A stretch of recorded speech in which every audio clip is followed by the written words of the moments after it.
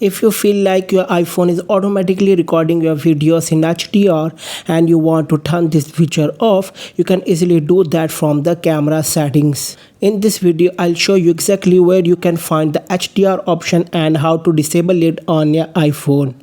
So first of all, open the settings app on your iPhone. Now scroll down a little and look for camera. Once you find it, simply tap on camera to open the camera settings.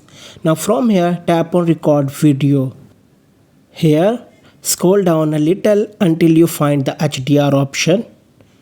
Once you find it, you will see a toggle next to it. Simply tap on the toggle to turn HDR off.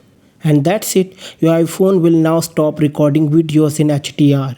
So if you prefer to record your videos without HDR, just follow these simple steps. Settings, camera, recording video, HDR, turn it off. That's how you can turn off HDR video recording on your iPhone running iOS 27.